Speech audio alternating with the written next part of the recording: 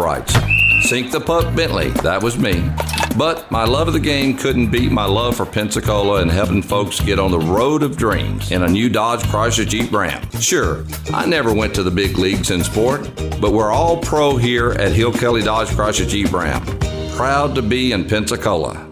Friday nights in the fall are a magical time. It's Friday Night Lights, where new stars are born, where agony meets victory. ESPN Pensacola 1330 AM 99.1 FM and sister station News Radio 92.3 AM 1620 brings you all play-by-play coverage during the week's best matchup. We are football. We are Friday Night Lights. This Friday night at 7, the Washington Wildcats take on the Escambia Gators. Hear it right here on ESPN Pensacola 1330 AM 99.1 FM. When weather hits, the right wiper blades make all the difference. That's when the Michelin Man is on your side, helping you see better and drive safer with new Michelin Premium Wiper Blades. Designed with exclusive SmartFlex technology or frameless beam design, Michelin blades flex to the curve of your windshield, giving you unparalleled, streak-free, long-lasting, all-season performance. So when the going gets tough, be ready with Michelin Premium Wiper Blades. It's a difference you can see. Available at Walmart, Menards, Mills, and Plains. Lowe's helps pros like you save every day on what you need to get the job done right. Put the power of a Bosch Bulldog Core 18-volt cordless rotary hammer in your hands for $199 and get a free Bosch dust collector kit or a free Bosch Core 18-volt 8-amp-hour battery. It features legendary Bulldog performance, providing the power of corded and the convenience of cordless. Have trim work to do? Save up to 40% every day when you purchase Pro Packs of molding compared to single sticks. Whatever you need to get the job done, do it right for less. Start with Lowe's. Bosch offer valid through 10/27, U.S. only. You're listening to Pensacola's local and ESPN sports station. Your favorite ESPN radio shows, plus high school and UWF Argo football. ESPN Pensacola 1330.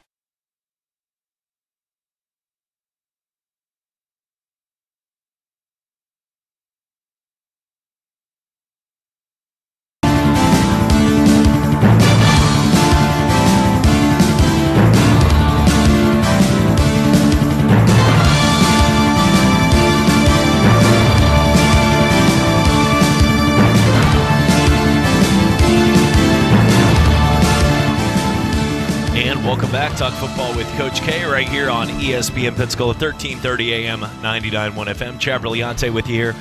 Coming up, it'll be Tomahawk Talk as we'll talk some Florida State football and all the rumors of what is swirling around and circulating at this point. Is there really an answer to the question when you have that much of a buyout, when you paid a guy that much money? First off, the decision should have never been to pay this guy that much money when we talk about Willie Taggart. That's the first step, but now it's done.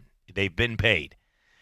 Coach, when you're talking about that much money, though, there isn't the perfect solution here because even if you get rid of him, you still might be losing overall. There's a lot of speculation of what's going on, but for a team in general, not just Florida State, that's dealing with these problems, how are they resolved? I mean, meaning I know that you can make that decision, and the boosters will definitely push it, but this just seems like no matter what they do, they're not going to win. Yeah, it's a tough situation to be in, to say the least, and it's just one of those you can't avoid. I mean, people are going to make mistakes. Now you hope you don't, especially on the head coaching position. You hope you always make the right choice, but the fact is you're not going to all the time, and if it does happen, then that's the most important. That is the focal point of your university in many ways.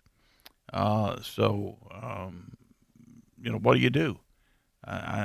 Think about what they would do at Alabama. Think about what they would do at some other schools if they had a bad situation. And so you don't have to think back too far when what Alabama was going through with some bad coaching decisions.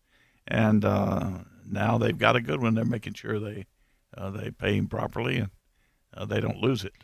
But in this situation, when you're sitting there and you're going into week 9 of this season and you have a 3-4 team, a team that just lost to Wake Forest, embarrassing, a game that you ice your own kicker, would it be better now to say, you know what, we're going to right now we're going to make that decision. And going forward, now people understand, the recruits understand. We're on a job search for a big name, not just we're just going to bring in another guy, an offense coordinator, if a big name wants to come there right now.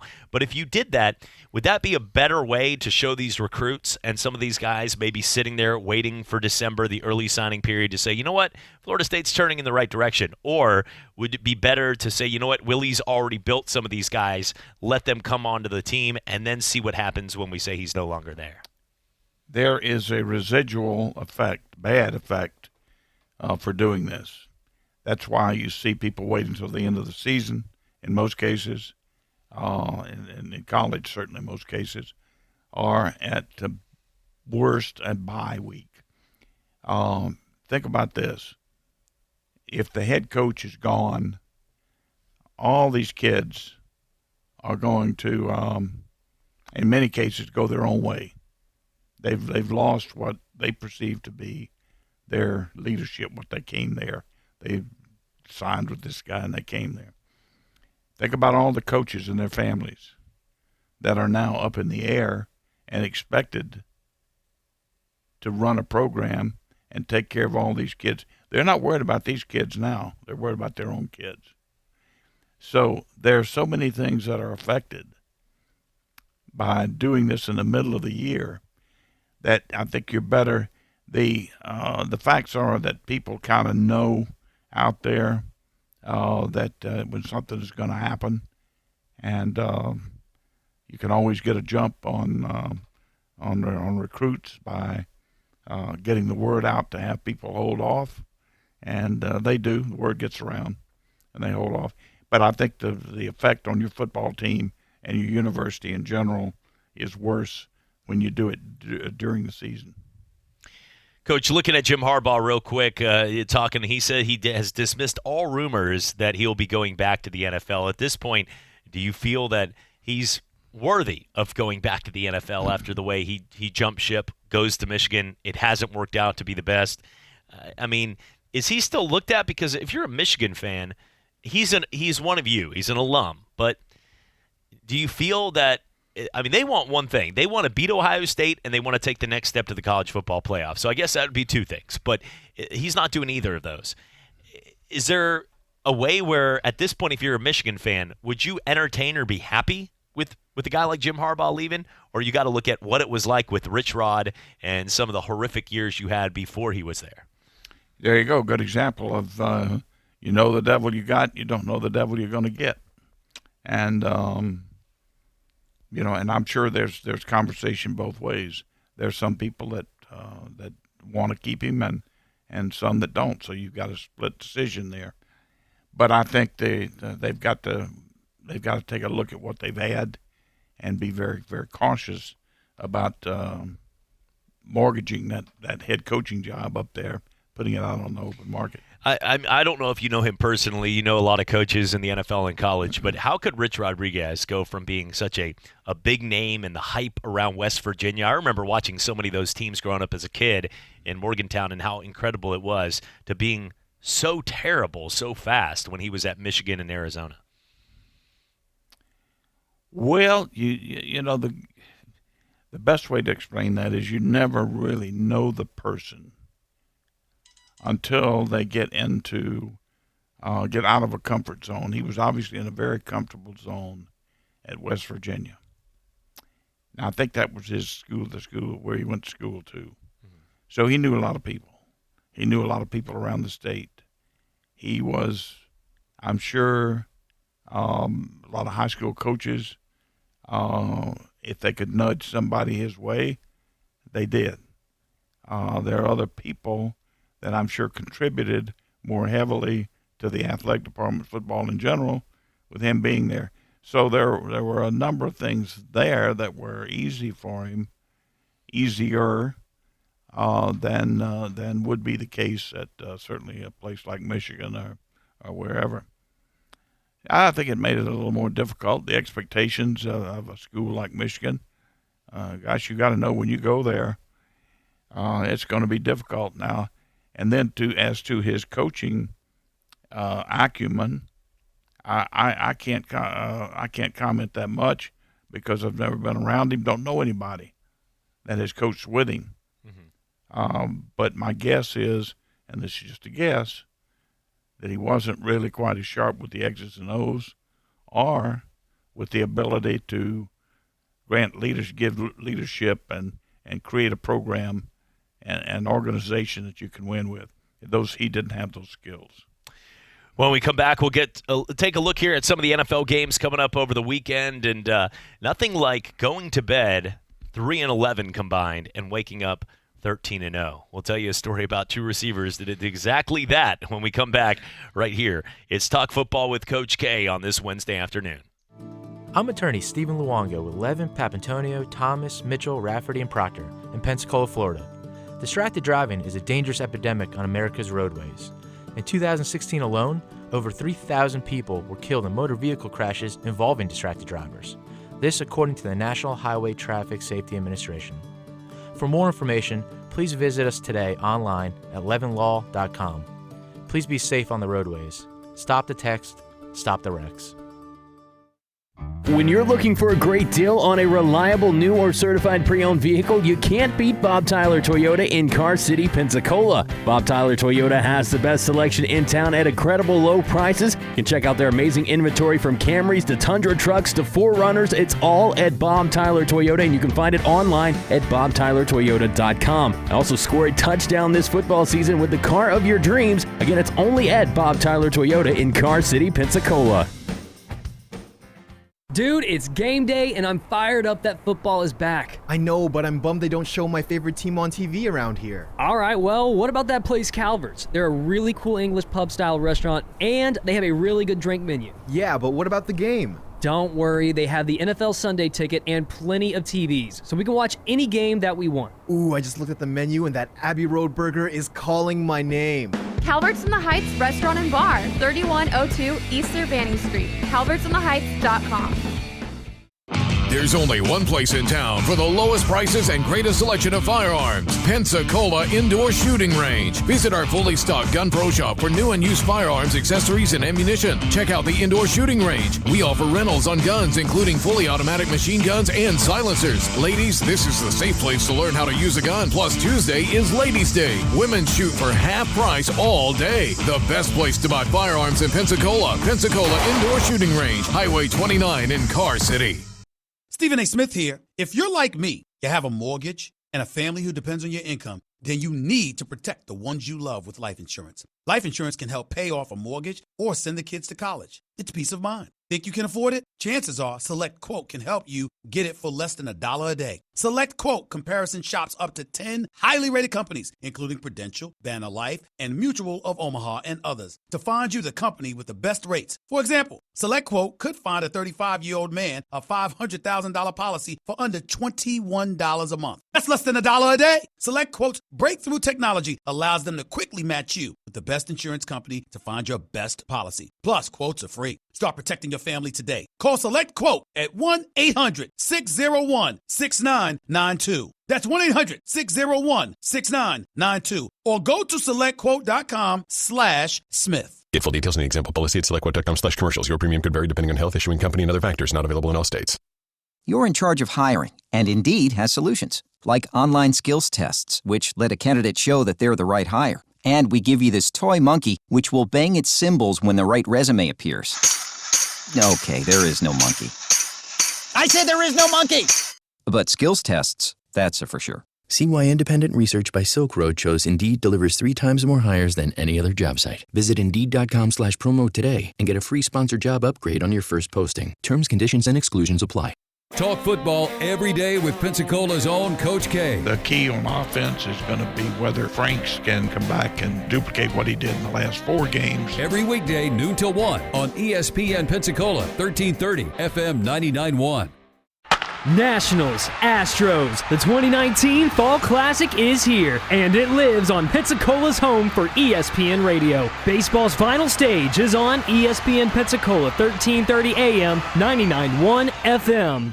You're listening to Pensacola's local and ESPN sports station. Your favorite ESPN radio shows, plus high school and UWF Argo football. ESPN Pensacola, 1330.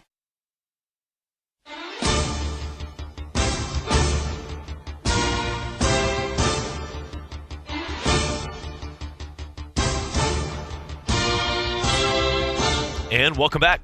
Talk football with Coach K right here on ESPN Pensacola, 1330 AM at 99.1 FM. Chad Brilliante with you. Coming up, it'll be Tomahawk Talk as Terrence A. Gross will join us of the Gross & Schuster Law Firm. But, Coach, I want to talk a little more about what's going on here with in the NFL. It is a league where it has been dominated by the quarterback. But some of these teams are finding a way to do it even without great receivers. And Emmanuel Sanders now joins the San Francisco 49ers, who rank dead last in receptions by wide receivers. Dead last. And they're sitting there at 6-0. He's going to, I think, be an immediate impact player, but nothing like waking up at a 2-5 team to be 6-0 the next morning, like Mohamed Sanu being 1-6 and then waking up after being a Falcon to a 7-0 Patriots. Got to be a pretty good feeling in that situation. To have Tom Brady as your quarterback now, yeah. To whoever and is going to be in Atlanta. Yeah. Ooh. Well, I'll tell you a good thing to take a look at here is now both teams. You're right. Both teams have been receiver delinquent. I mean, they just didn't have them. But with these two players going in, they're going to help by a long stretch. But look at what Brady has done and give me another quarterback that could have played with the lack of receiver help that he's had and do what he's done. He's undefeated. I think he's had a number of 300-plus throwing or passing weeks. Just unbelievable. Now with the help, Sununu will help. There's no question about it. He'll help. And if they can get all their other receivers well and on the field working with them, maybe they'll be able to make up for some of those catches that Gronk would have had. Okay, and Sanders is definitely going to help the 49ers. And big pickups right there. Sanu is a big-time receiver and a good play right there. Talking about some of the things going on right now, Eagles, are a team that's been up and down, but Fletcher Cox grabbed a shotgun to thwart a break-in this case right now, and apparently the suspect fled from him. Now, regardless of all this is a story for Fox News or somebody else to cover right now. What Fletcher Cox has been, I think he's one of the more underrated players in the NFL. How good he is on that defensive line. He has been a staple to me of that Eagles team. Yeah, he's been a good player. They've got a good defense. They're not playing up to their capability, I think, at this point, but I think they will be. Apparently this morning he woke up to a burglary and tackled a guy and grabbed the shotgun. So I guess that if you want to get pumped in the weekend, hey, like locker room talk in there, hey, boys, I unarmed a guy, grabbed a shotgun, and was able to save my family. So I guess a good story, good end to this story overall. Looking at the situation right now with what's going on in really college football in the landscape. We've got Joe Burrow coming up here this week, LSU versus Auburn, and we're going to get to more of this game on Friday when we make our picks. But you've got a confident quarterback in the comments of a guy that goes out there, Bo Nix, and says, I've played in front of large crowds. I've done this before. I shouldn't be afraid. To you, is that a guy that's being confident or a guy that's being a little bit too over the top? Well, I guess it's nice to be confident. I don't know that that's the way to show it. I think I'd find another way to show it. But I'd be a little careful about how I compare one place with another. These people have a lot of pride in that Death Valley. It's only about 20% of Baker Mayfield, so there you go. Coach, enjoyed it again. Looking forward to doing this again tomorrow. You bet. All right. For Coach K. Stevenson, I'm Chad Brilliante. Remember, we're going to have our Calverts in the Heights Pick'em contest for you that you can get involved in, and we'll give you an opportunity to weigh in on that as well. So we'll have a chance to win a $25 gift card for Calverts in the Heights coming up here on Talk Football with Coach K tomorrow. Would like to partner with ESPN Pensacola as a sponsor or promotional partner, give us a call at 262-6000. ESPN Pensacola, 1330 AM, 99.1 FM. WEBY, Milton, Pensacola. ESPN Pensacola 1330 AM, 99.1 FM. I'm Davis Allen with your sports headlines. The Washington Nationals drawing blood first at the World Series. They beat the Houston Astros 5-4 in Game 1 of the Fall Classic in Houston. Juan Soto went 3 for 4 with a home run and 3 RBIs for the Nationals. Garrett Cole gave up all 5 runs in 7 frames to take the loss for the Stros. Steven Strasburg will be opposing Justin Verlander in Game 2 tonight in Houston. And some controversy in the Houston front office as a Houston Astros executive is apologizing for offending anyone with his comments following reports of an expletive-filled tirade towards journalists. Assistant General Manager Brandon Taubman allegedly yelled at female reporters after the ALCS that he was elated that the team traded for closer Roberto Ozuna, whom served a 75-game suspension for domestic violence. October is National Domestic Violence Awareness Month. In the NBA, the regular season is underway. The league tipped off the new campaign with a pair of wins last night. Kawhi Leonard scored 30 points to lead the LA Clippers past the LA Lakers 112-102 in Los Angeles. Later that night, the defending champion Raptors got their rings and raised the banner before outlasting the New Orleans Pelicans 130-122 in overtime in Toronto. First overall pick in the 2019 NBA draft, Zion Williamson did not play in that game as he is recovering from arthroscopic knee surgery. Both the NFL's remaining undefeated teams have traded for new wide receivers. New England acquired Mohamed Sanu from Atlanta for a second-round pick, while San Francisco added Emmanuel Sanders and a fifth-round draft pick from Denver for a third and fourth-round selection. Seattle also got Quandre Diggs and a seventh-round pick from Detroit for a fifth-round pick. And breaking this morning, the Chicago Cubs have announced they will be hiring former catcher David Ross to be their next manager. Ross was a member of their 2016 World Series championship team. I'm Davis Allen with your sports headlines for ESPN Pensacola 1330 AM, 99.1 FM. My grades were bad. I would get D's and C's. I appeared to be doing good at my school life, but if you would see me at home, it would have been a completely different story. I mean, it was just rough focusing on school when your mother is somebody you have to take care of. It got worse and worse and worse throughout the years. There are students who need somebody. They can trust someone, and it could be the first person they've ever trusted in their life. Communities in Schools is lowering America's dropout rate by helping more than 1.3 million kids every year get whatever they need to succeed in school. If something was going on at home, we would go just stop by Miss Liberty's office and talk to her. Communities in Schools vouched for me when everyone else had lost hope. You can help change the picture of education right here in your community and across the nation. Visit communitiesinschools.org. I hear people say we can't save every kid, but I think that we can. ESPN Pensacola is your home for UWF Argos football. Catch every game, home or away, on Pensacola's home for local sports. This week, get ready as UWF travels to Melbourne to take on Florida Tech. Pregame starts at 11:30, kickoff at noon. Hear all the play-by-play action right here on your home for Argos football, ESPN Pensacola 1330, FM 99.1. UWF football is presented in part by Summer Vista Assisted Living.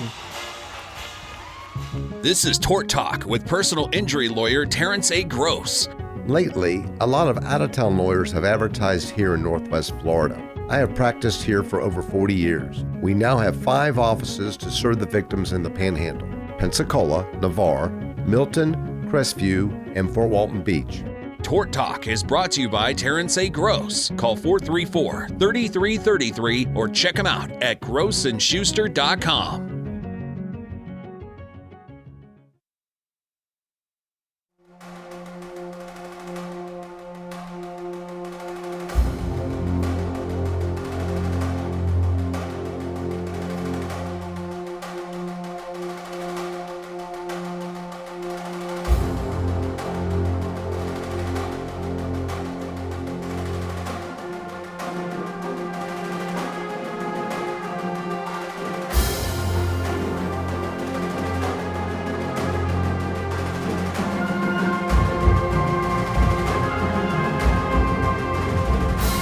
And welcome in. It's Tomahawk Talk right here on ESPN Pensacola 1330 AM 99.1 FM. It is the Florida State Marching Chiefs right here, playing a little Seminole uprising right there. And there might be an uprising or two over the next couple of weeks after that Wake game. But overall, we are going to talk, try to stay positive. We'll get to all the big games and more. And talking with us each and every week, proud sponsor of Tomahawk Talk and proud Florida State Seminole. as Terrence A. Gross joins us of the Gross and Schuster Law Firm. Terrence, it's always great to catch up, and looking forward to talking some Noles today. I wasn't. Here we are, folks. So it is like a bad dream for us, and you could play it.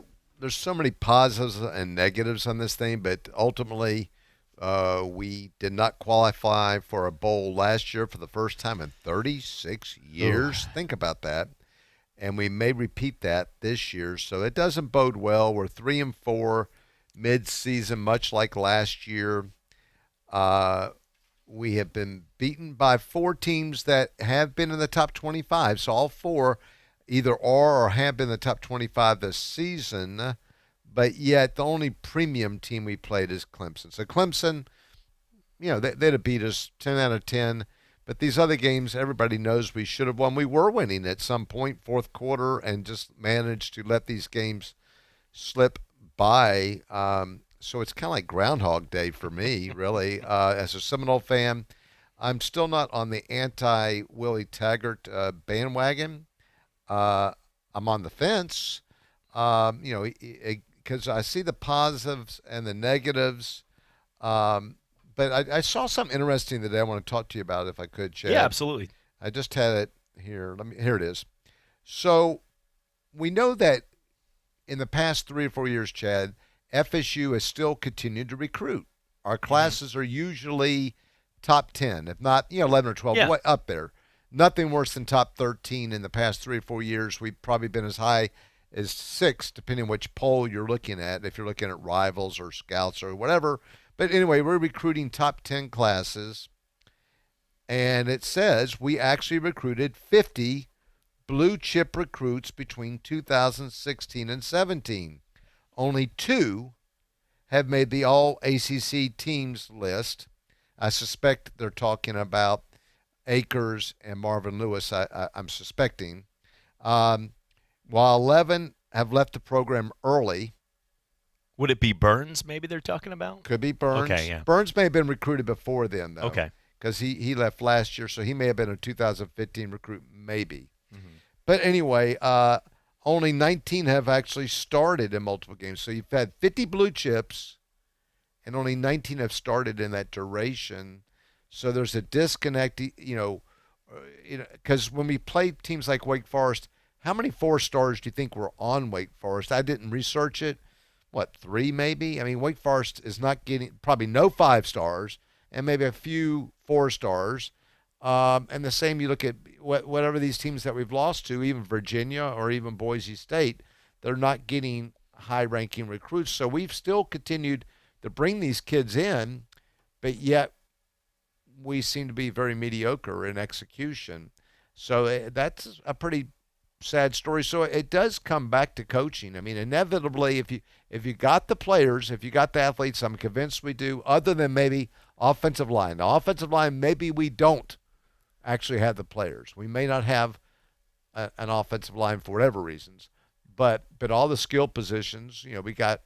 We don't have a stellar quarterback. We got okay quarterbacks. I grant you, Howell, that we did have under wraps, that went to UNC and started this year, who's had a very good freshman season for UNC and put UNC on the map. Yeah, I think it would have been different. I think he probably would have won the starting job. Another good way, Terrence, to look at where a team is compared to where I think most people in the public outside of the fan base sees them is when you look at against the spread. I know a lot of people don't want to gamble or they don't, but college football and the NFL and sports today, it's infatuated with it. Laws have been changed since 1992 in the U.S. Supreme Court, and people like it. It makes some games more entertaining. But regardless of the path you choose with that, I'm looking at this based on when you see a team's record against the spread, it's where Vegas thought they would be and where they are today. And for the Florida State Seminoles, 2-5 in their 7 games against the spread. So what they're saying is games that they thought they would win and games that they were a heavy favorite, they didn't cover and they didn't play good enough to win. And I'm seeing that even this week against Syracuse. They're a 10-point favorite against Syracuse. And that's, Syracuse is not having a good year. Eric Dungy, after he's gone, they have not been good. They lost 2 straight games, but they were competitive against Pitt. They were competitive against NC State. I don't know. Forest. Yeah. No, they are not the ones that beat Wake Forest. I think it was it Louisville? Louisville Yeah. did. Okay, it was Louisville. That's right. Louisville came back and beat them. And when I say Florida State needed to come back to beat Louisville in a way. I mean, they ended up winning by 11, but it was close in that after a couple fumbles in the third quarter. True. And the turnovers hurt us again. So Cam Akers, I love this kid. He's not a kid. He's really a man. But he gave a great interview after the game. He did 199 yards. He did everything he could. He rushed for $150 and then caught another 44. But he did have a key fumble, and so he fumbled in the red zone, and then Blackman threw a very bad, ill-timed interception. It was to nobody. It was a throw that should have never been there. It was triple coverage, hit the D-back right in the chest. It was a perfect pass to the wrong guy. Our guy had no prayer getting it, and I watched the replay numerous times. So, yeah, and that was red zone. So 2 red zone turnovers doomed us, and of course the long missed kick is another problem where a kicker had just been lights out. All of a sudden, the past 3 or 4 games has disappeared. Pretty much what happened to his brother in the pros. So it's because it is a mental thing to kicking. But you got a point there. Not that Vegas is always right, but no. I wouldn't take that bet for sure. But and I just want a win to get us back to 500. Miami's struggling, so if we beat Syracuse, which we should, it's at home. They say we're 10-point favorite. We got the athletes over Syracuse, and they were good. You're right. Dungy was one of those smart quarterbacks that matriculates. You get to be a senior, and you're just smart. And he led them to a good season last year, and they've definitely are floundering. So if we can't beat them, then shame on us, because it's like who's competing for the cellar of the ACC. And then Miami is struggling as much as we are.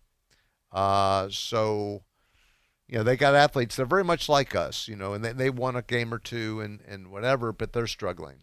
And honestly, to tell you the truth, Terrence, it could have been worse in that game. Now, Florida State should have, by the end of the game, they should have won the way it went down. But I watched the game. I actually was sitting up there. I watched the game. Very rarely this season, just because Florida State's played a couple 2:30 matchups, have I got to watch the entire game. But this was a night game, right? And I got to sit down and watch. I remember the announcers talking about how it was sort of the calming before the storm was about to hit. The first half might be clear, but then it was going to get bad, and it did. But Wake Forest had 5 field goals, and every one of their field goals was inside the 10-yard line. So based on that, they had 5 opportunities where instead of 6 points, maybe 7, they got 3 out of. And every single time it was first and goal, and they weren't able to score. The Seminoles locked down in the red zone. The defense really showed up in the red zone and stopped them. But every time they did that, the offense didn't bail them out on the other hand by going down there and making the big play to get them back in it. I was outside of the 36-yard touchdown pass to Terry right there in the fourth quarter. There wasn't that moment where the defense, and to me this is just my opinion, but to me that has a lot to do with culture. And what I mean is when your defense, it should be a win to your sideline if you've continued to stop teams within the 10-yard line on defense and hold them to a field goal. And that happened in the first half. It happened 4 times in the first half, and there was no emotion, the excitement to get back out there and say, you know what, we got this for the defense. Let's go down and score quick. And I didn't see any of that. Yeah, and unfortunately for Taggart, and some of his biggest criticisms is he's just not animated. He's so stoic. He's so quiet on the sidelines. He never gets mad, and just shows no emotion. And I think these kids need to be inspired. And sometimes you got assistant coaches waving flags, just getting them. And we don't see any of that. It's just a very flat, it's just, ugh. And so I hear what you're saying, and I watched that game closely too. And yes, our defense got torched in the middle of the field. They put up over 450 yards on us.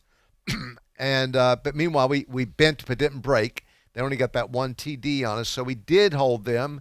They had 2 talented receivers, by the way, but that was their backup quarterback. Remember, it's not the big-name quarterback that put them in the top 25.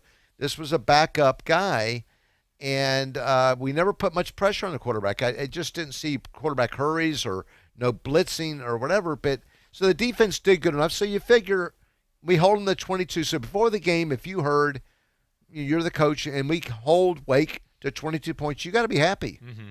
I mean, we got Bryles, we got this West Coast offense, you got all these weapons, so all you got to do is put up 25 points or so, and you got the game. And so if you look at the Boise State game, yeah, we put up 31 first half, looked lights out. I was elated. I said, this is it. We're going to do something. 0 second half. Again, so you just look at the failures, and unfortunately, it still comes back to a common denominator. It comes back to coaching adjustments, who's making the adjustments and whatever. But, and then we still got this quarterback debate. So I don't know what's going to happen. I still think, if you ask me who's the smarter quarterback, Hornibrook. I mean, just knowing the game situation, there's some interceptions that sometimes I don't blame on the quarterback. A receiver doesn't run his route. You're throwing to a spot, so it looks bad for you, but you call a play. The receiver's supposed to be there, and he's not. It makes the quarterback look bad. I'm forgiving that. Or some little tip pass is barely tipped, and some guy gets a freak interception. I'm fine with that. But that interception, I mean, with the game at stake, just throwing almost like a blind throw.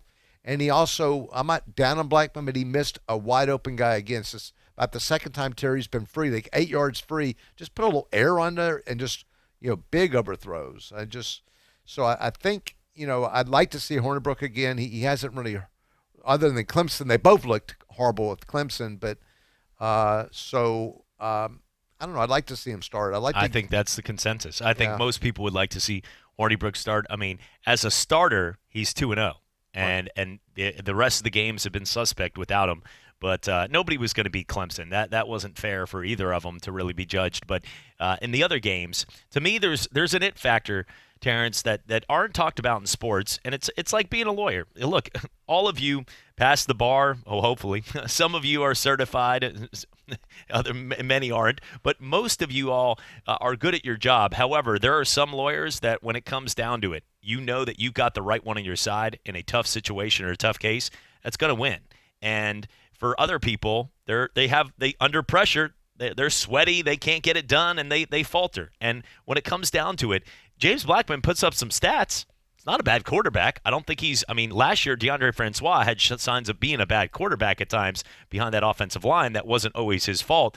James Blackman's not a bad quarterback, but Alex Hornibrook has that it factor late in the games and in third down conversions. He has those little things that are unmeasured, very similar to what Trask is doing compared to Franks at Florida, that when they need that big play or he needs to keep the clock moving when they're up by a touchdown, he gets the 4-yard pass on 3rd down and 3.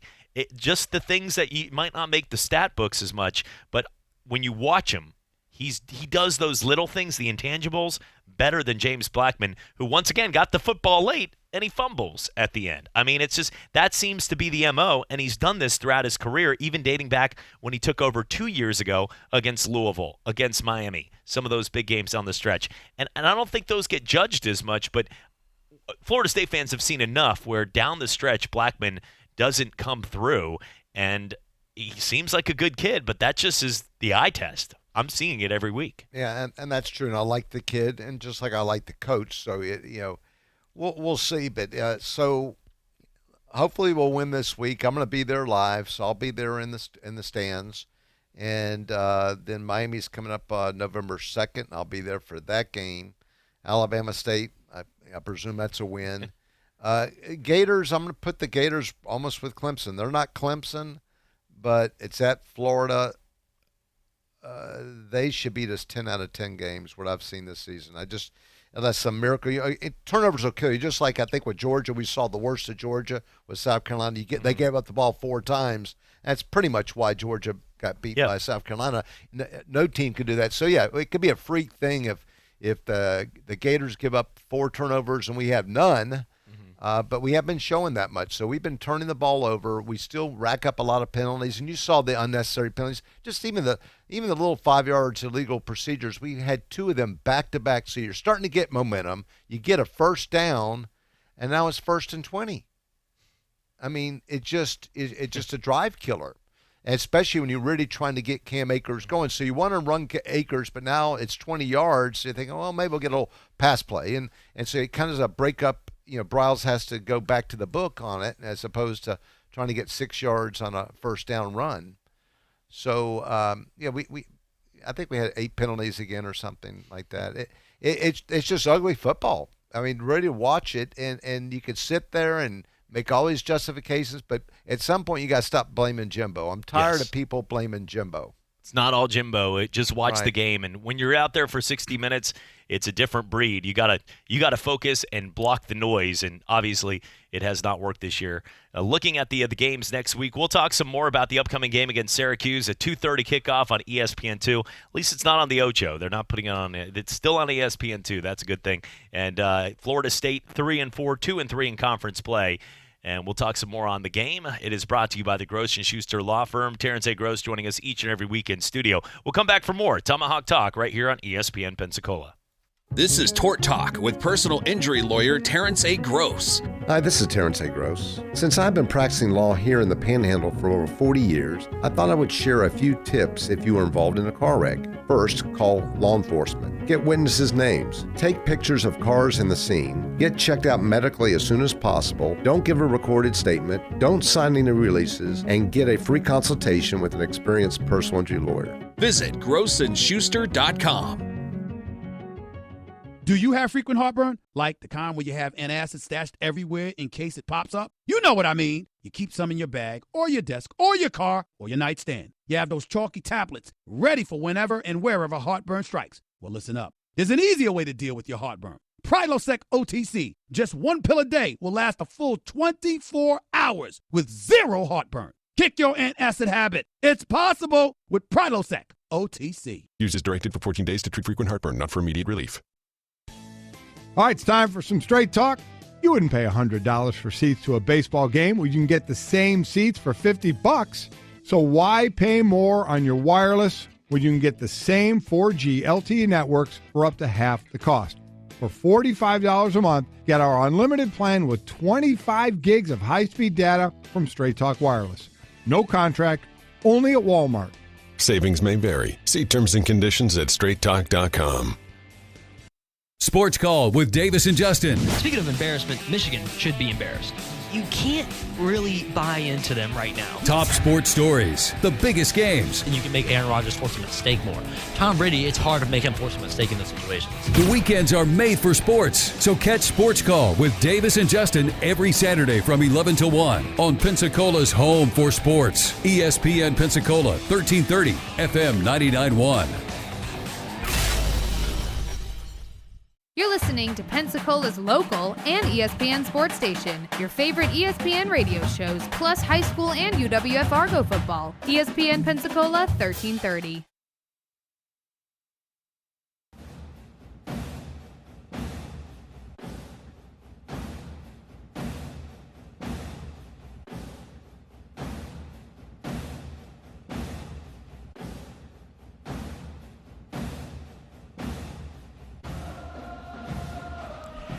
And welcome back. Tomahawk Talk right here on ESPN Pensacola, 1330 AM, 99.1 FM. Chad Brillante, Terrence A. Gross. And Terrence, I want to talk a little bit about this just because it's made a sort of a national headline with the conversation. David Coburn said, even if Willie Taggart was hit by a bus, which frankly, if I was the coach, I'd say, I don't want to picture that. Thank you for putting that image in my family and everything. But if Willie Taggart was hit by a bus, that they would not hire Urban Meyer the next day after the conversation. Frankly, I don't think Urban Meyer is coming to Florida State. And secondly, I don't think that it would be a healthy type of relationship anyway, even though I think as a Seminole fan, most people today should be realistic. They would love to have the caliber of what Urban Meyer has been able to do. What do you make of the comments, and do you think there is a slim hope of the media, the hype over something that could just be tabloids and TMZ-type stories of Urban Meyer linked to Florida State? Well, first of all, I went on a cruise with Gene Deckerhoff this summer, and also David Coburn was on it. And David's he's a lawyer, but he's very stoic, so he's a very serious guy. He's just serious. You know, I didn't see him let his hair down on this vacation, where Gene definitely lets his hair down. Gene's a fun guy, but so I think he's pretty serious. So I think you could take his quotes, what he's saying. If he says it, I believe it.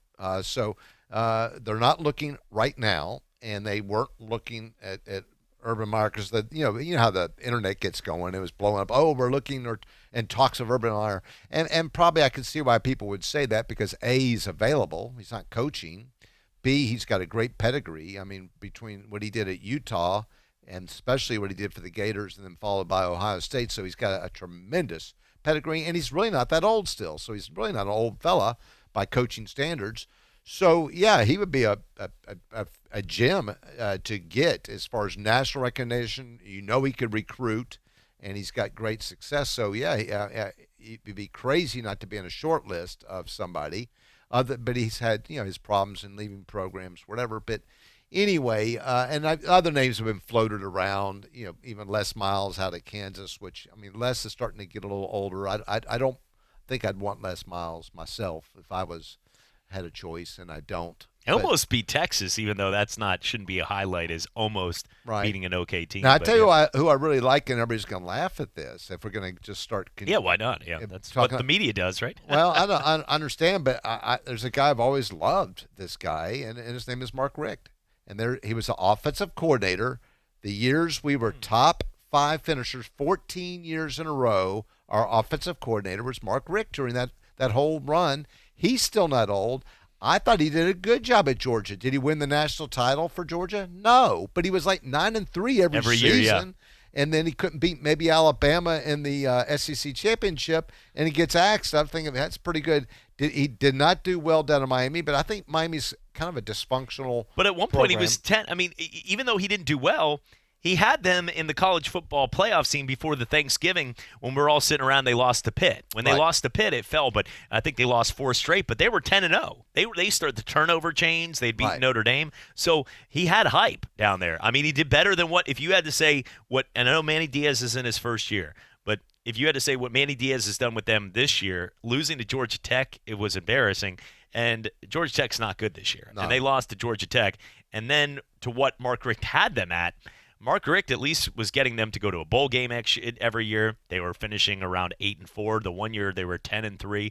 I got to say, overall, if I had to choose, yes, he set the bar so high at the beginning with that just coming out party where they were that good that it could only get worse from there, and it did. But overall, you're right, though. I think Mark Richt, every team you've mentioned, would be happy to have Mark Richt back compared to what they have right now. And he's not old by my standards. I'm 65, so if they're not 65, then they're not old. So I've always liked him and admired him, and he's got this Seminole connection. So these are people, but so I'm still not throwing in the towel with Willie Taggart, but some people say give him 4 years. I don't see how he can give him 4 years. You just can't. So certainly he's got to finish the season, and then we got to worry about recruiting too. You got to be – we're on, so we actually have put together an okay class. We've already dropped one kid, but if they start feeling, hey, who's our coach? Unless you come in with dynamite like a Richt or Urban Meyer, you had that kind of lightning rod, then you're not going to lose the recruits you'll probably gain because those guys are well known by everybody, and people may think, hey, he may be able to flip the program around in 1 year. And I still think we got the athletes, again, other than the offensive line. So there are some names out there. Then there's probably some up-and-coming people that you probably know because you probably follow everybody. I don't follow everybody, but there may be some Appalachian State coach that I don't know that could have the hot hand, but I'd rather have a little bit more experience. We've already tried the young unknown. I would like to personally, I don't know if he's on the list or he's even being mentioned, but I watched them play because I pay attention. It was a sad day for a UCF as we looked at the polls, and they had a stat that came up, and it said non-Power 5 teams that have a shot, and it said Appalachian State. This is before Boise State lost to BYU this week, and it was a list, and we weren't even on that list after our second loss. And it was just a very hard-fought feeling to understand that we're not even on the short list for those teams. But when UCF, they went after some of their coaches like Josh Heupel, one of the guys that I liked, and I've had a conversation with him, he's not the kind of guy that's going to make a bunch of friends by smiling and having fun, but Sonny Dykes, what he's doing at SMU right now, he has SMU ranked number 16 in the nation at 7-0. They picked up Texas's quarterback in Shane Buechele, and he's out there just terrorizing teams. They're playing at Houston that just paid Dana Holgorsen $5 million. They're at Houston, and they're almost a 2-touchdown favorite. This is the type of team where if he gets there and runs the offense that he's capable of doing, because he turned around Cal, he did it before at smaller schools. Sonny Dykes is a guy that isn't a huge name, but he wins football games. And everywhere he's gone, they've gotten a lot better. And I feel the culture could be changed. I think that's a name nobody's really talking about that could be someone. Florida State fans wouldn't want to hear that because Sonny Dykes isn't the name that jumps off the page at you. Right. But if you look at Florida fans, they wanted Chip Kelly over Dan Mullen because of the accolades, and look where that would have got them. So not always the guy that you think at the beginning. Right. Now, and Stoops' names come up, and of course, he was a great defensive coordinator for FSU as well. But if you look at his record, and I know it's Kentucky, and Kentucky, unfortunately, is in the SEC, which is a tough place to be, but his record's no better than Willie Taggart. So Stoops actually has a losing head coaching record. So I don't know that he's the answer either. And so I like Briles. I'm sure Clements is good. He's probably doing as best he can with the line. I think Willie Taggart's trying to change the culture, academically and the kids. And if you're not going to follow the straight line, you're probably not going to play. Certain players are sitting out or walked off the team. I don't know if it's academics or what it is. But so he's being a disciplinarian. I like that much about Willie. But you still, unfortunately, at this level, if you're getting paid $5.something million and all the money that is spent on the sports, it's to win. And what I dislike as a fan is to start blaming the fan base. Oh, we're not winning because the fans. Wait a second. If you're winning, you got the fans. Yeah, that's not fair. It comes with it. So please don't start blaming the fans for any losses. That's pretty weak. I mean, if you give the fans something to cheer about, they're going to cheer. I think fans should be realistic based on where they're at. If you're a team like, let's go with Wake Forest.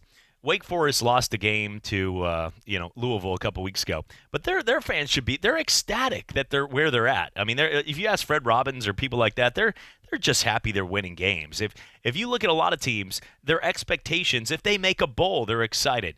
There's a lot of guys out there that live and breathe that life. Florida State, when you're getting the players like Cam Akers that you beat out teams like Alabama and LSU's for, you beat out. I mean, you got at one point the best player in high school football. You got guys like LeBourne and all these guys behind him that are all people would just salivate over. And you're watching Alex Leatherwood. I remember Alex Leatherwood at Washington High School, and he was out there. And Charlie Ward, who you obviously know Charlie, and I've done a show with Charlie before, and very soft-spoken. But Charlie said the words, if he works on his footwork, because he coached Alex, he said, if he works on his footwork, this kid can be something special. Well, he goes to Alabama.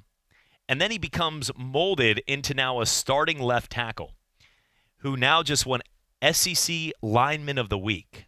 He was the best lineman in the SEC this week when they played Tennessee. That's a huge honor because half those guys out of the SEC will be in the pros on that line. He was the best player in the best conference on the line, and that's because when he got there, Scott Cochran, strength and conditioning, the offensive line coach, Nick Saban, the whole entire system worked to make Alex Leatherwood a great player. A good player got molded into becoming great. It doesn't matter to me. Everybody talking about Willie Taggart getting 4 years, which to me is asinine. But if they are, because he's a good recruiter, to me it doesn't matter. He's proven that he has good recruits, and they're getting worse as people, getting worse as players. For that matter, it's the whole culture, and I don't see it changing anytime quick. That's me on the outside looking in. But, Terrence, even if tomorrow he had the best recruiting class, #1 in the nation, they still wouldn't even sniff what Alabama's doing because the culture at Florida State is not a good culture right now for these guys to become successful from true freshmen to becoming seniors and graduating. It seems that way. Dickerson, who was our lineman, who came in, with high, whatever he was, 4 or 5-star lineman and had injuries, now switched to Alabama and excelling. He's starting for Alabama and he's playing, and he couldn't play more than 2 games in a row for FSU, so it must be conditioning or something. I mean, I don't know what we're missing, so that's a good point. So we'll see. We'll see, but you also don't see the Saban teams. You watch Alabama play, how many penalties do they get a game? Mm-hmm. And how many, I call them bonehead penalties. There's no other way. The ones where you push the guy in the face mask retaliating, or the one where you have to slam the quarterback down. And we've done plenty of that out of frustration. Mm-hmm.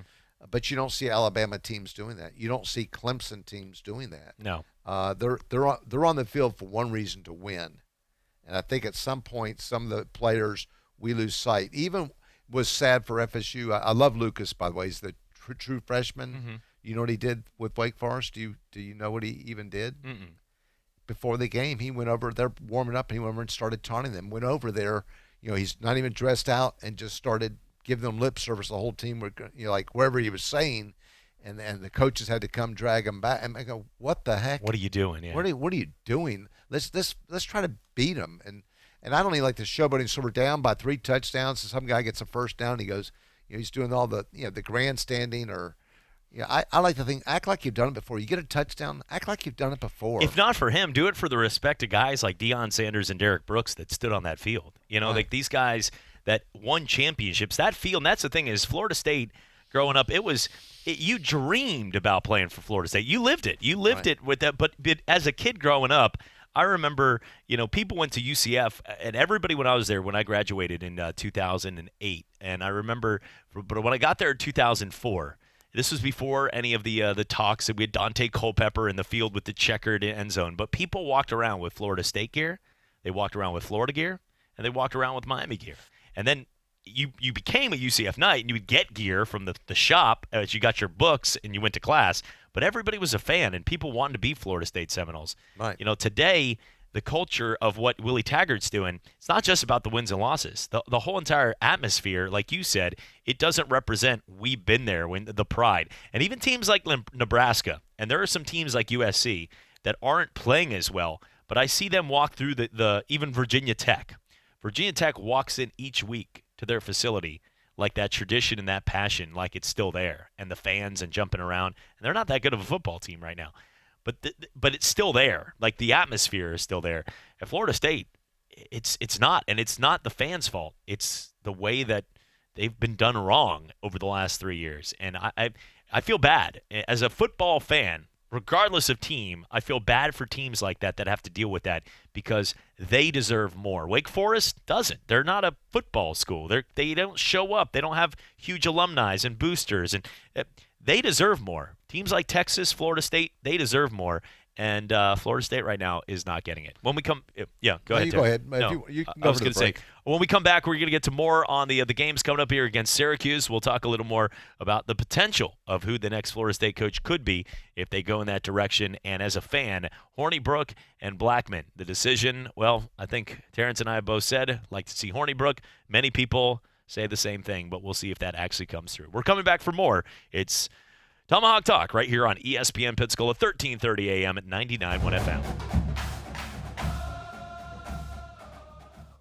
Local sports radio doesn't stop on Fridays, which is why we bring you Sports Call with Davis and Justin. College football, NFL, the MLB playoffs, UWF football. We're talking about the big games and sporting news every Saturday from 11 to 1. Plus, interviews with the athletes, coaches, and fellow journalists. Sports Call with Davis and Justin. 11 to 1 every Saturday on Pensacola's home for local sports, ESPN Pensacola 1330 AM, 99.1 FM. How good are PXG clubs? Golf writers describe them as absolutely remarkable and the best golf clubs out there. Our customers call them insanely good and say they live up to the hype. So what are you waiting for? Step up your game and enjoy golf more than ever. Call 844-PLAY-PXG, 844-PLAY-PXG, or visit pxg.com to book your custom fitting. PXG. Nobody makes golf clubs the way we do. Period. Lowe's helps pros like you save every day on what you need to get the job done right. Put the power of a Bosch Bulldog Core 18-volt cordless rotary hammer in your hands for $199 and get a free Bosch dust collector kit or a free Bosch Core 18-volt 8-amp-hour battery. It features legendary Bulldog performance, providing the power of corded and the convenience of cordless. Have trim work to do? Save up to 40% every day when you purchase Pro Packs of molding compared to single sticks. Whatever you need to get the job done, do it right for less. Start with Lowe's. Bosch offer valid through 10/27, U.S. only. You're listening to Pensacola's local and ESPN sports station. Your favorite ESPN radio shows, plus high school and UWF Argo football. ESPN Pensacola 1330.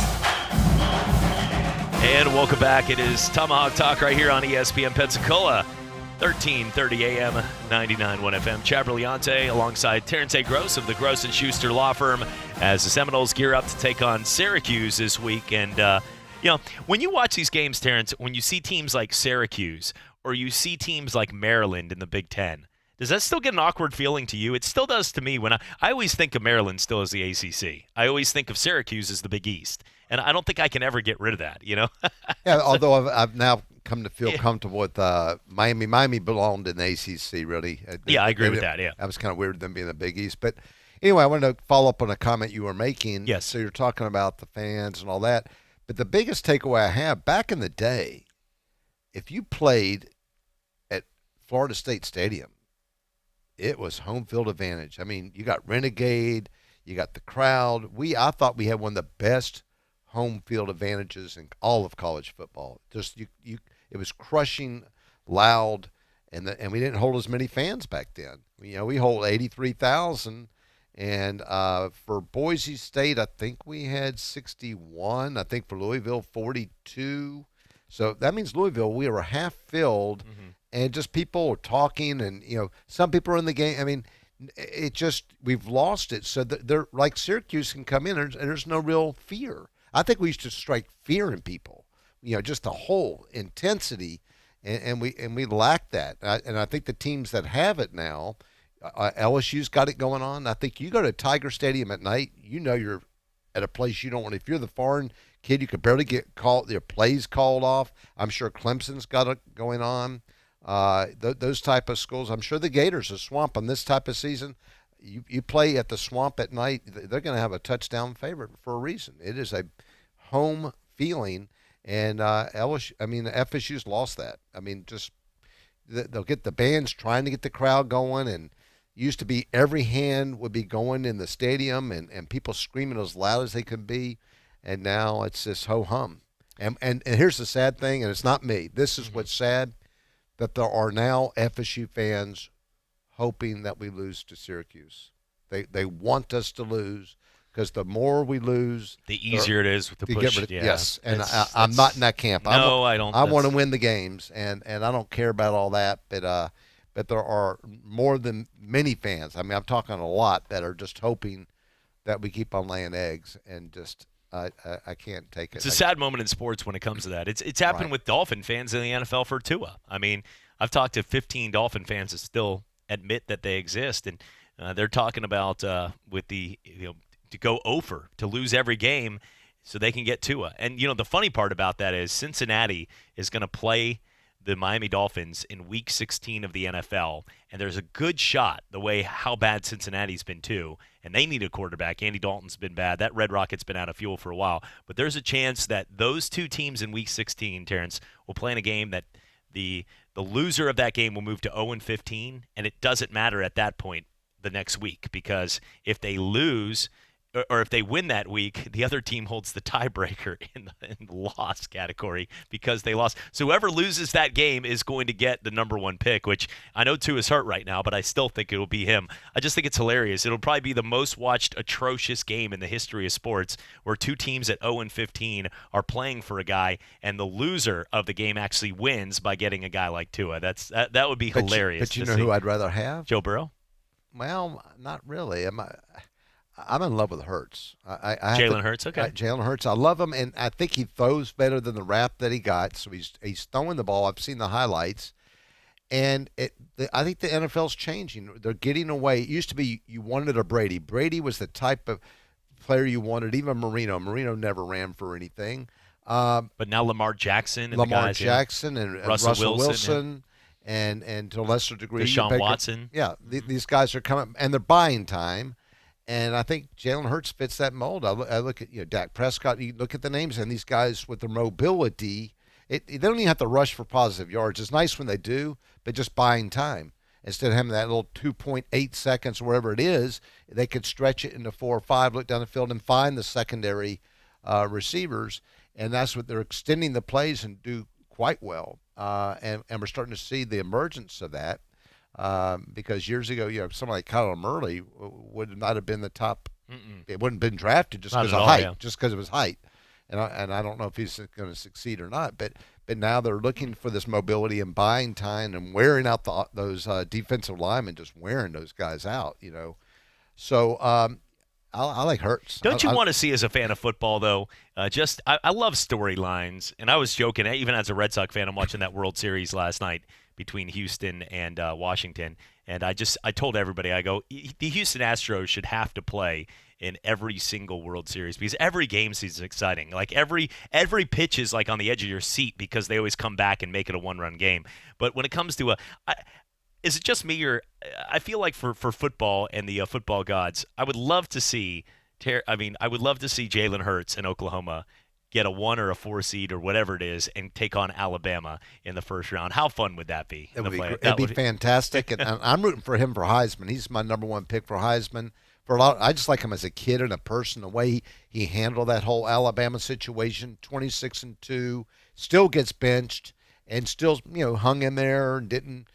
Just every time he got interviewed, it was positive, and you could see he was rooting for him on the sidelines, was still invested in the game, and then came out and got the Oklahoma thing. And I just like the whole what Oklahoma's done. If they pull it off, they had 3 one-year quarterbacks, one and dones, yes, Heisman's, and it's a tribute to Lincoln Riley, and being able to plug these people with different skill sets, they're different players, and being able to be adaptable. But I was watching Hurts the other day, and it was like it was like on the 30-yard line. They weren't even in the red zone, and he drops back, typical, sees some daylight, and didn't even sprint, just walked, almost walked. In flag football, it's a touchdown. I mean, nobody was going to pull his flag, and just made it look so darn easy. Where FSU, every yard we get, if Blackman can run for 4 yards, everybody's, hey, he got a 4-yard. And he makes it look so good. He's such an athlete, but I think he throws better than people give him credit for.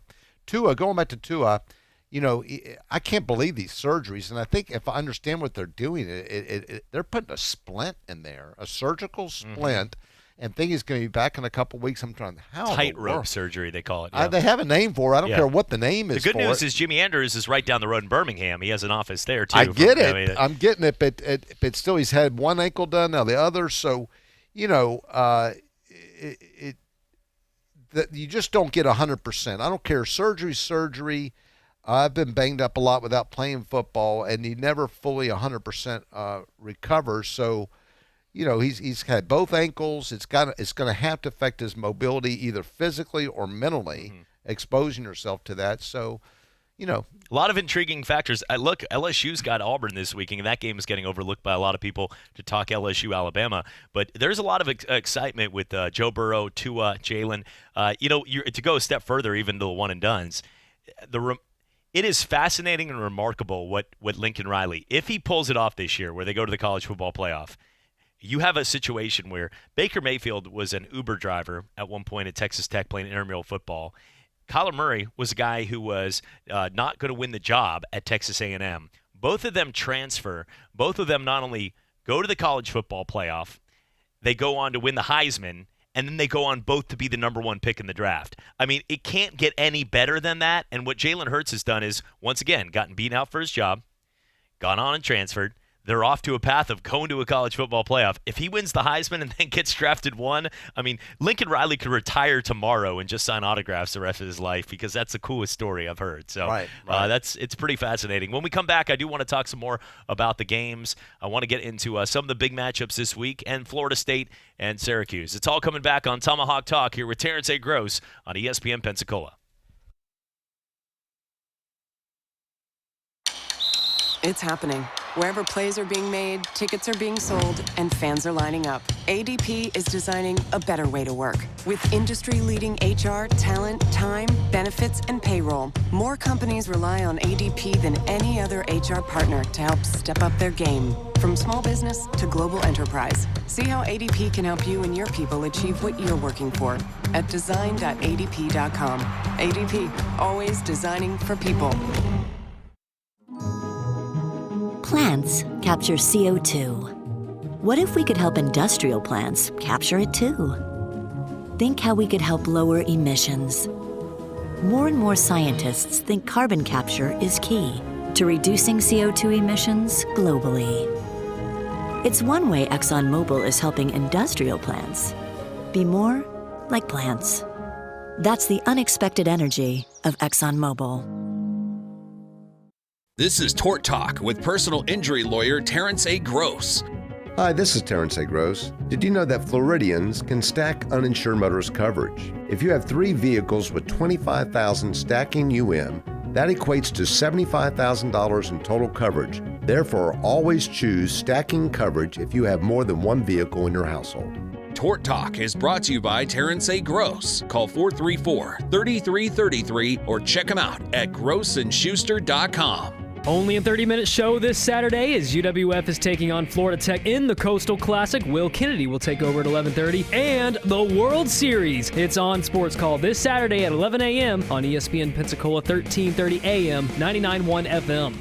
ESPN Pensacola is your home to UWF Argos football. Catch every game, home or away, on Pensacola's home for local sports. ESPN Pensacola 1330 FM 99.1. You're listening to Pensacola's local and ESPN sports station. Your favorite ESPN radio shows, plus high school and UWF Argo football. ESPN Pensacola 1330.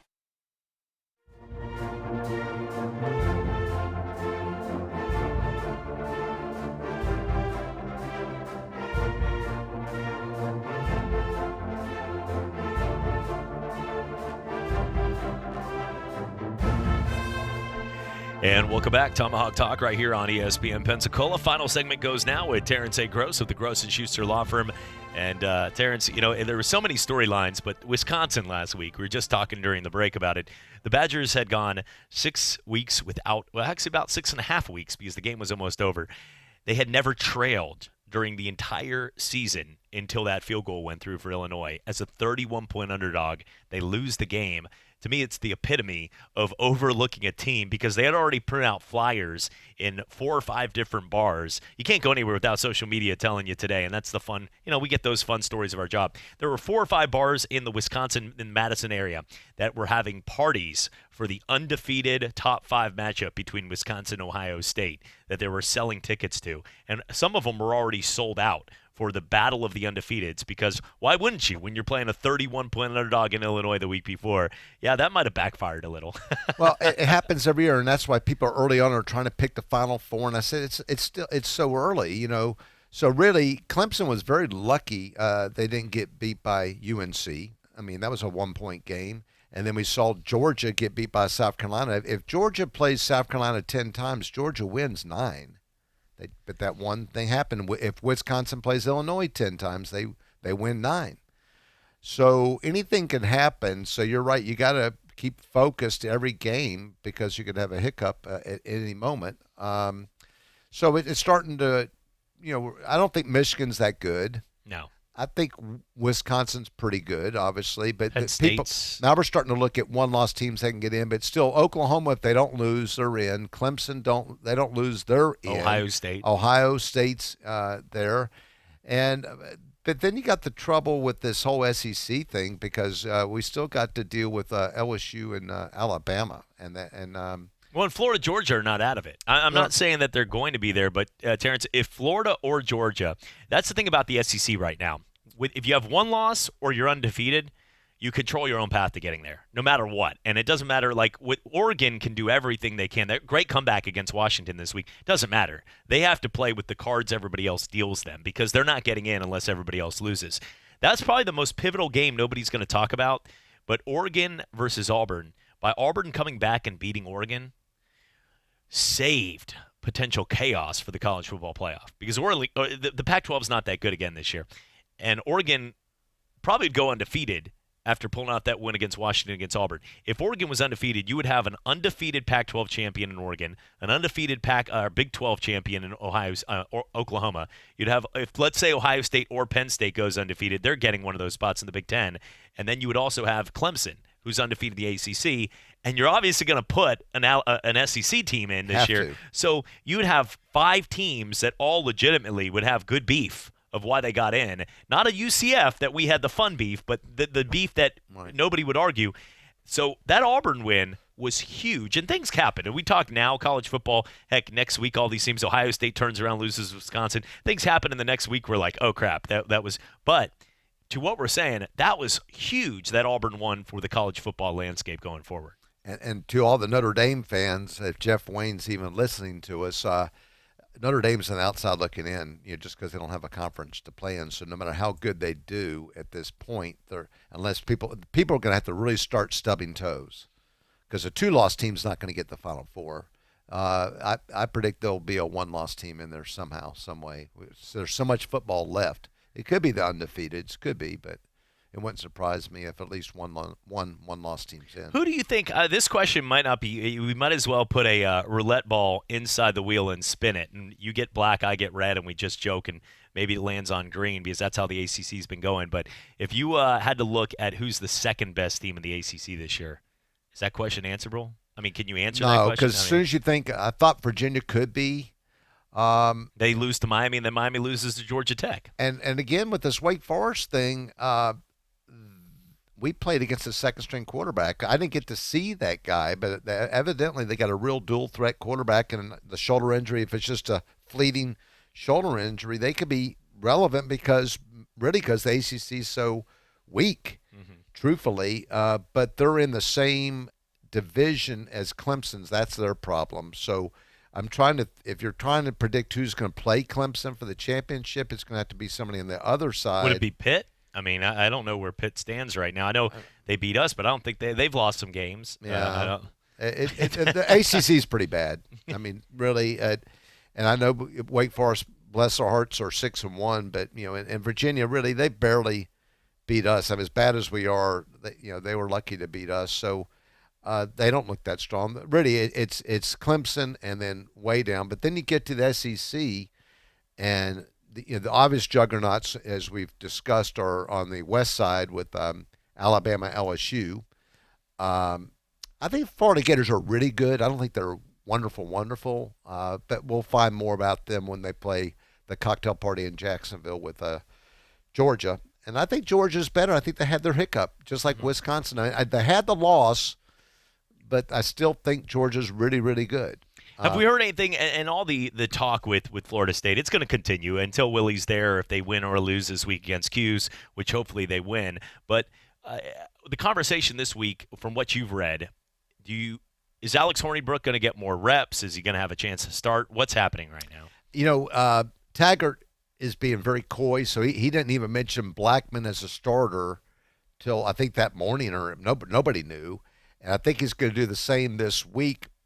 I don't know if it affects how the other people defend them, because really neither is a runner, so the defense is about the same, even though they're different quarterbacks. So I wonder when the kids know. When do the kids really know? But I think Hornibrook deserves to start. He gave James played this whole game, had his chances, and you could say whatever happened, but we only put up 20 points. Let's give the other guy a try. I mean, they are close. Everybody knows that. So let's just see and give it a try. And, I don't see the downside, but I'm not the coach. I mean, and Willie wants to win. So does Willie want to win? Yes. That's it, yeah. He knows where the fan base is. He can read social media as good as anybody. He's got to win it. If we don't win this game, then we're not going to be bowl eligible again. It just the numbers don't add up. No, they don't. Well, Terrence, I appreciate the time. Have fun this week at the Syracuse game, and looking forward to doing it again next week. Sure. All right. For Terrence A. Gross and the Gross & Schuster Law Firm, I'm Chad Brilliante. This has been Tomahawk Talk here on ESPN Pensacola, 1330 AM, 99.1 FM. Thanks for tuning in. We'll be back with you next week after the Florida State Seminoles. You can hear the game on News Radio 92.3, your home for Florida State football, and getting set to go for another exciting week. Football season has arrived, and ESPN Pensacola 1330 AM 99.1 FM is where the action is. Bringing your high school football every Friday night, UWF football on Saturdays, and the NFL on Sundays. If you would like to partner with ESPN Pensacola as a sponsor or promotional partner, give us a call at 262-6000. ESPN Pensacola, 1330 AM, 99.1 FM. WEBY, Milton, Pensacola. All them dogs are counting down, about to put the anchor down. Hotty toddy, who's it gonna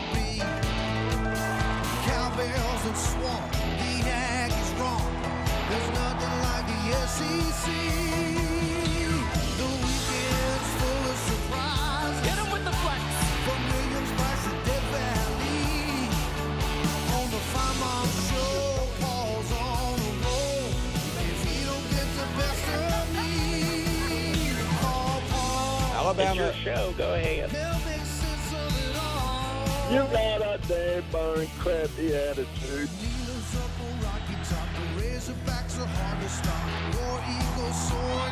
Let me talk, Danny. Okay, go.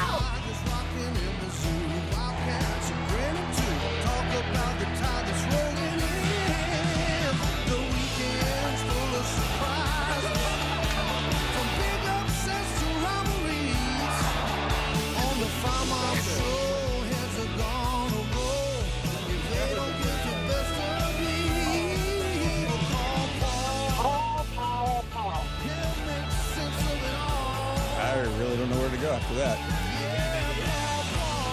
Don't take those calls. I could give you my address and phone number if you're ever in this neck of the woods. In my life, I've never had a phone call like that. We've reached the middle of the week, heading toward the end of October, and what a beautiful day it is up here on the East Coast. And so much to discuss. Thanks for being a part of the program on this Wednesday. Great to have you on. It's October 23rd. Halloween around the corner, but not today. We welcome you to the program, and a lot to dig into, including a new statement, a fresh statement from the SEC about officiating. We'll share some of that information with you in a few minutes. But first, a tweet from an athletic director got a lot of attention this week. Scott Strickland, one of the most respected ADs in the country, sent out a tweet saying, "Attention ADs from the ACC, Big 10, Big 12, or Pac-12. Gator football is looking to add additional home-and-home series against P5 opponents. Let's connect and schedule quality games the fans want to see. Go Gators." Scott Strickland has always had a mean Twitter game, and he may have taken it to next level with that tweet. And we're going to start our program by saying hello to the man who's well into his third year, I think. He's been there a little over 2 years as athletic director of the Florida Gators. Scott, always great to have you on. And my, oh my, did you get everyone's attention yesterday? Good afternoon.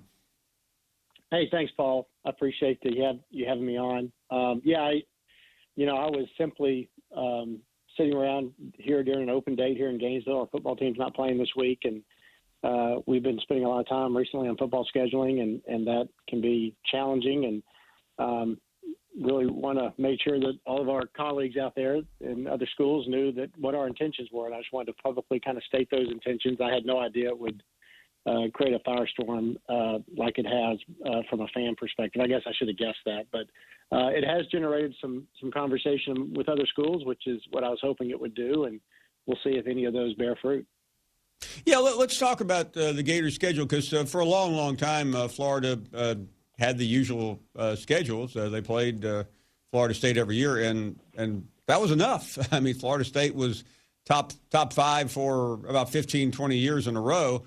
So why go out and get any more in recent years? Obviously, this year you added Miami. So let's talk about what you already have in the pot over the next couple of years, and then expand it to maybe where the Gators are going to be going.